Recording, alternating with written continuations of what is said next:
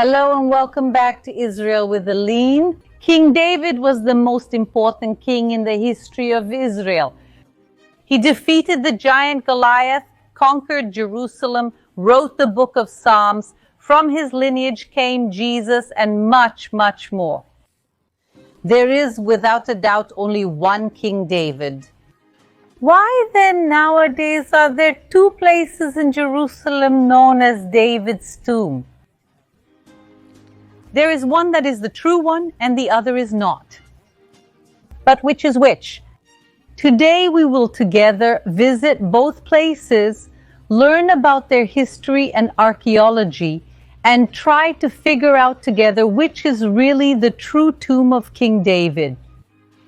So if you are ready, let's get started.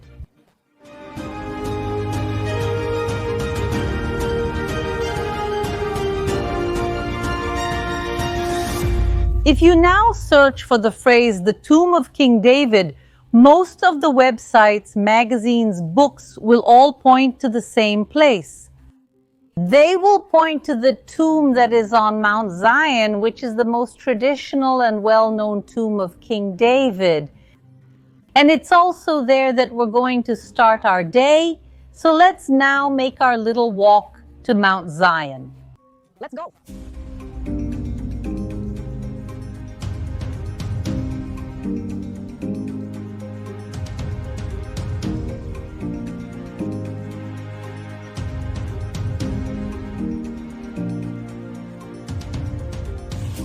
And here we are, folks. Finally, we are at the entrance of the tomb. You can see written here above, Keba David, King David's tomb, both in Hebrew and English. And now we're going in. This complex today is divided between men and women, and of course, we are entering the women's side. In the background, we already see several people praying. People are not praying to David. This is forbidden according to Judaism and Christianity. And yes, people like to come here to a place considered historical to pray to God, and often also do the Psalms since they were written by David. And pay close attention now to this stone. It marks the location of David's tomb. And you can see that it is very, very large. Half is visible here on the women's side, and the other half is visible after this partition, which is the men's side.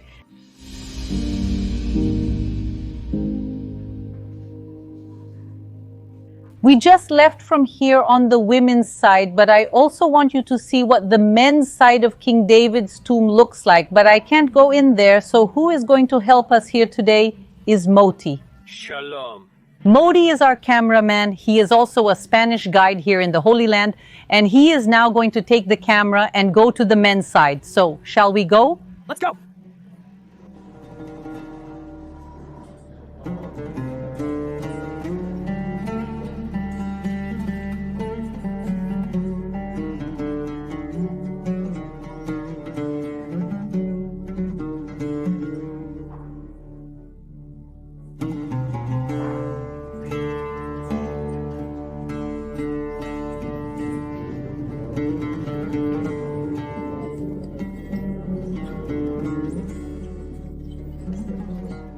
Most, if perhaps not all people who are here inside praying and reciting the Psalms believe that this really is the location of King David's tomb. But we need to ask ourselves what archaeology has to tell us about this place. This building that is behind us is not from the time of David. Even the very tomb that we saw inside is not from the time of David. That long stone, half of which is visible from the men's side and half is visible from the women's side, is a marker. That stone was placed in the cross period in the Middle Ages, and tradition says that under that stone is the true tomb of King David. So what archaeologists need to do is lift that stone and see what's underneath. However, there's a big problem. This site is sacred not only to Jews and Christians, but also to Muslims. And the Muslims do not allow archaeological excavations to be conducted at this site under any circumstances. And for this reason, the floor has never been lifted, the stone has never been raised, and a large archaeological excavation has never been conducted.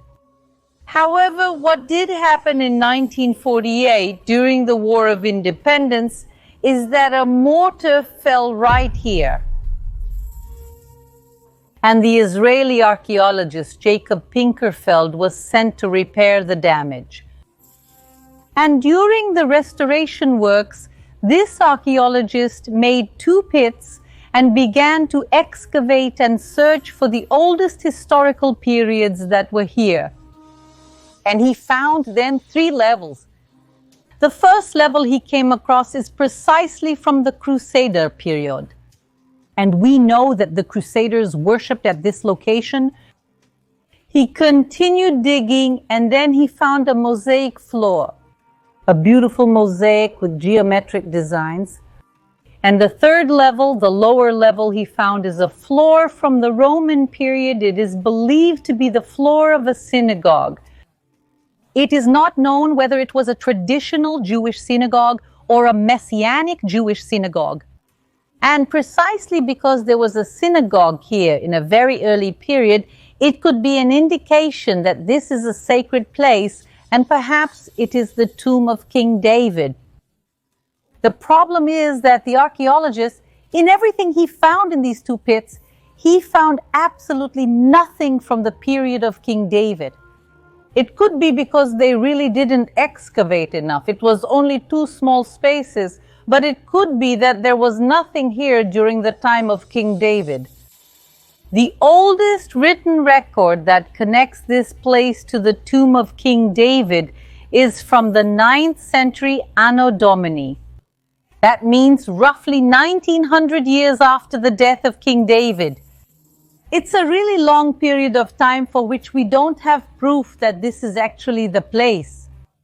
And the only way we will be able to prove whether or not this is King David's tomb is by conducting archaeological excavations, literally lifting the floors, removing the stone that is theoretically at least on top of the tomb, and seeing what's underneath. If there's a tomb, when the tomb is from, and also who is inside it. However, as we mentioned, due to religious/political issues, we know that no archaeological excavation will be conducted at this site anytime soon. Therefore, nowadays it is said here that this is the tomb of King David, but this is much more a tradition than something based on archaeology.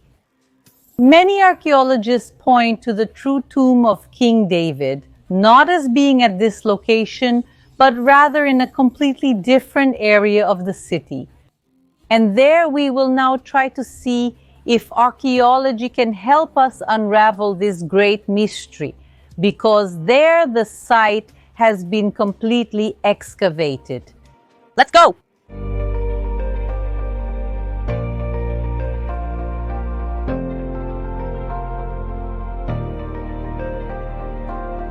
Mount Zion and the city of David are must-see places here in Jerusalem.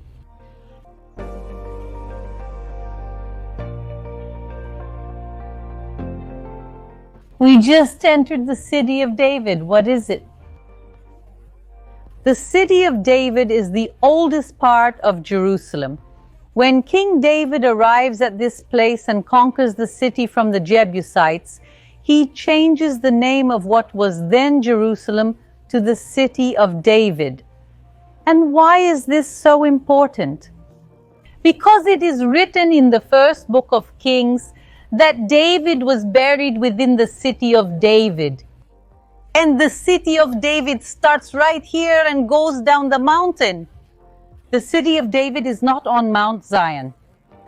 So if we take and read the Bible clearly tells us that David has to be buried somewhere from here. But the city of David, which is now an archaeological park, is a very large place. And we came to find out exactly where his tomb is. So let's go in together and try to solve this mystery Come with me.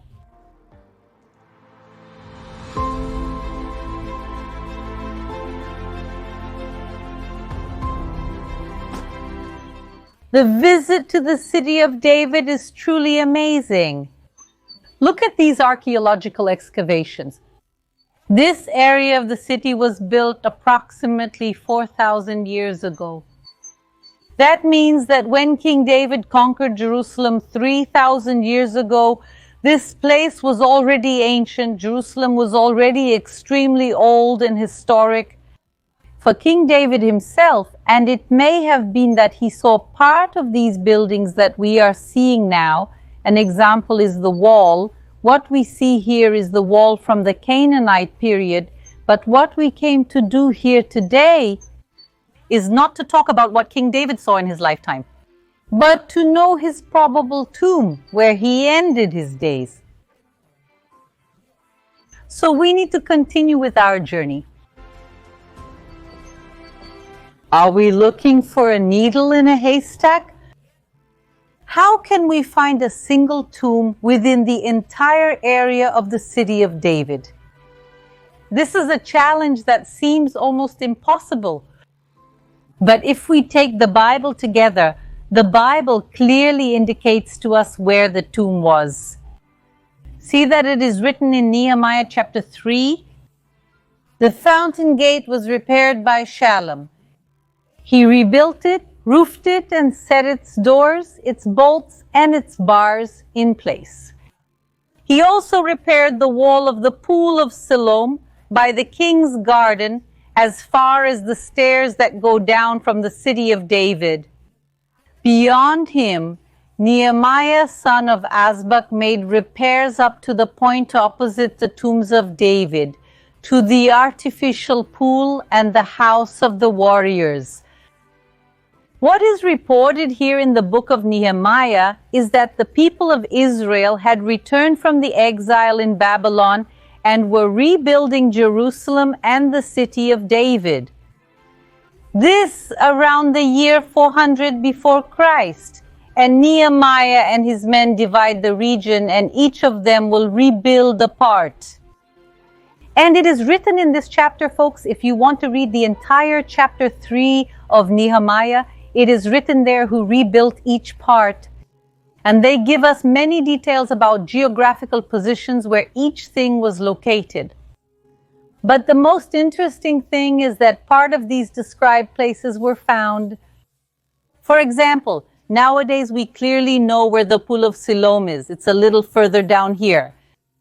We also know where the original wall was, which we saw here.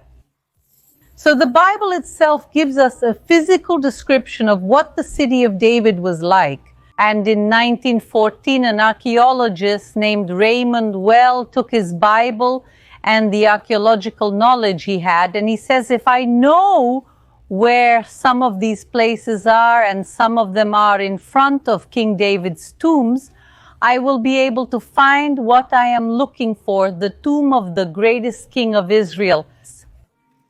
And so he takes all these places that he knew from archaeology, and he points to this place and says, this must be the tomb of King David. And he brings his men and starts an archaeological dig here.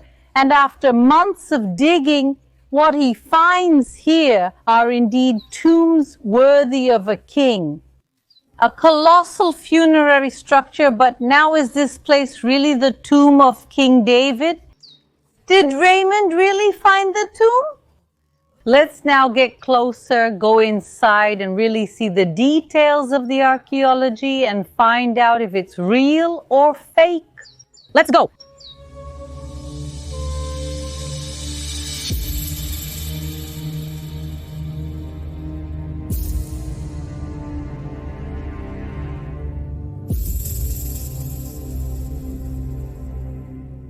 We are now inside this large funeral complex, but for those who know a little about Jewish funeral practices, know that Jews are always buried outside the city, outside the walls, including where is the large Jewish cemetery in Jerusalem located?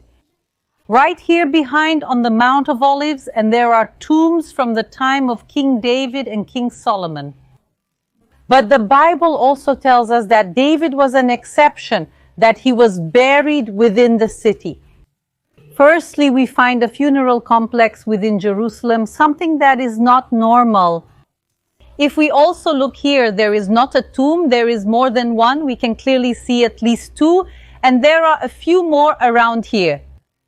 What happened is that when David was buried, he was the first to be buried here within the city, but after him, part of his family, perhaps part of his wives or the kings who followed him, were buried with him. And this is also proven by the book of Nehemiah, which is written that they built the wall in front of David's tombs. In Hebrew, it is also written in the plural that Vrei David, the tombs of David. Obviously, David himself, he only has one tomb, but what they are referring to here are the tombs of David's family. So the first indication of this place is precisely to be a tomb within the city with a few more tombs together. See this area here dug into the rock? Can you clearly see this square here excavated? This was another tomb. As we said, there were some tombs here, but it obviously was not open like this. It was closed. Here there were walls and a roof. All the tombs around us were closed. But what happened to it? Where are all the stones that were here? During probably the 1st or 2nd century after Christ, this after the Temple of Jerusalem had been destroyed, the Romans came here and used this place as a quarry. For them, King David, who is so important to us, was nobody to them. And just then, a complete lack of respect for this complex. They came here, we can clearly see the marks on the ground where they were cutting the stones. They simply came here, cut the stones, and took them away to use in the construction of other buildings in the city. Which buildings? We have no idea, and it really doesn't make a difference at this moment. What happens is that due to the actions probably of the Romans, this place ended up like this, half done. Another very important archaeological find that Raymond found exactly in this place is the inscription of Theodotus. We see here a replica of it. The original is kept in the Israel Museum. This inscription is from the time of the Second Temple of Jerusalem, and it tells about Theodotus, who was the head of a synagogue that was here. And this synagogue existed for many, many generations. And this synagogue was used for the study of the Bible and also for teaching God's commandments. But a synagogue is usually considered pure, and it makes no sense to build a synagogue in the middle of a necropolis, a synagogue next to tombs. Is this not an acceptable Jewish practice?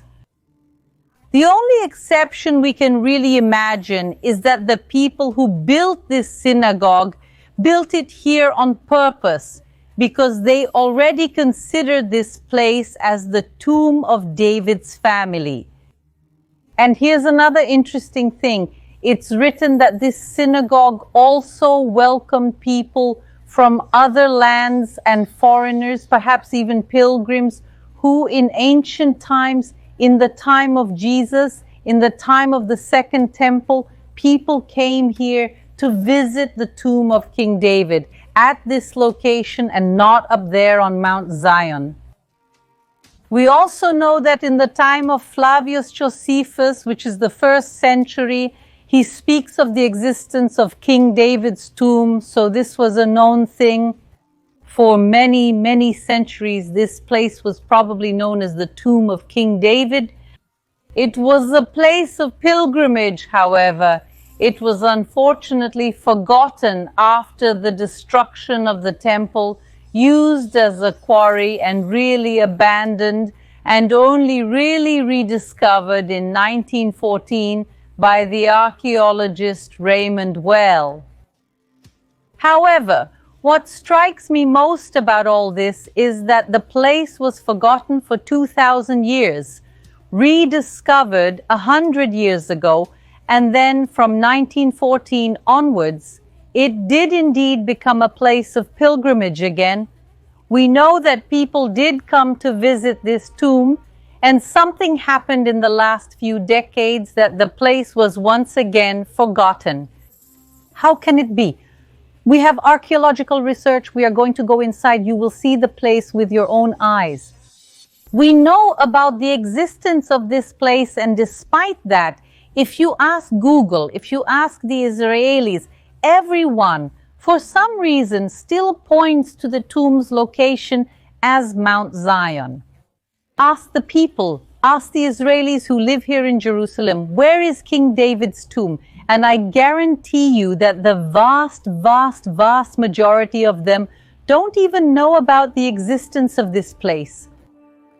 And I really, for this, have no logical explanation.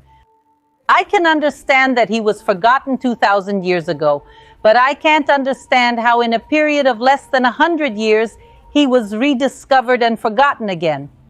And really, for me, this is a great mystery. But here, the archaeological evidence is that there was a synagogue at this location, that there were pilgrims who came here, that we have everything we've talked about so far. But still, it seems that for some reason, this place can't stay in the collective consciousness.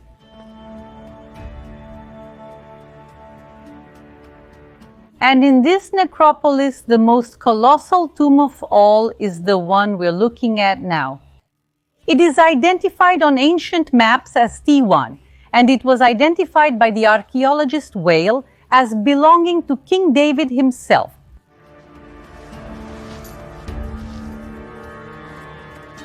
We can see that the entrance to the tomb is small. This also shows that this place was not used on a daily basis. It was not a house, a storage, or anything else. As we said, this place was completely closed and therefore also completely dark. Of course, in the time of King David, there was no electricity in here, and that's why we see some of these triangles carved into the stone. This is like a small shelf to support oil lamps. So a person could come here and place the lamp to illuminate at least a little bit of this place. But the tomb itself is not the part where we are. The tomb is this upper part, and now we are going to enter the depths.